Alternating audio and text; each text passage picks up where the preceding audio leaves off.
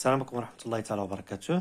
Aujourd'hui, je vais vous présenter un appareil que j'ai conçu moi-même et qui ne m'a pas coûté trop cher, ça même pas 40 dirhams, et qui va me servir premièrement, comme voltmètre digital, ampèremètre digital et wattmètre digital. C'est la première utilisation.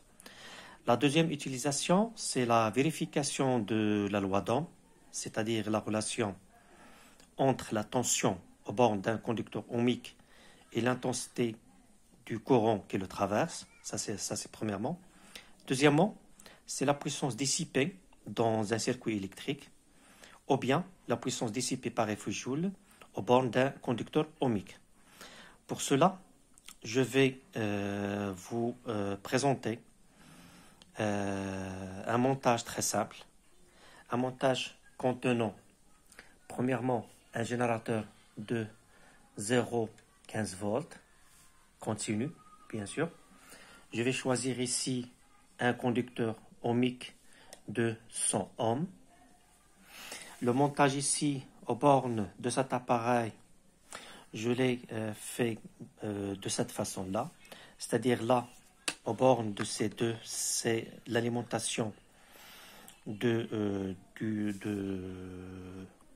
circuit électrique, c'est-à-dire plus 15 volts, et aux bornes de ces deux bornes-là, entre le rouge et le jaune, j'ai mis la charge, c'est-à-dire le conducteur ohmique.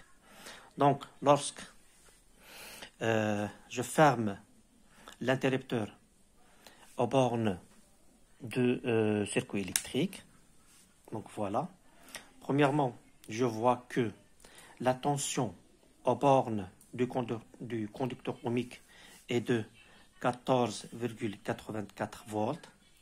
La tension du courant qui le traverse est de 0,224 ampères.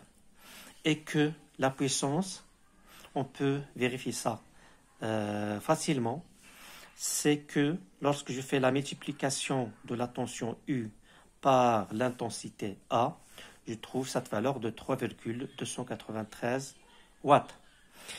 Aussi, je peux faire une petite vérification. Est-ce que cette puissance est une puissance dissipée par effet Joule aux bornes du conducteur ohmique?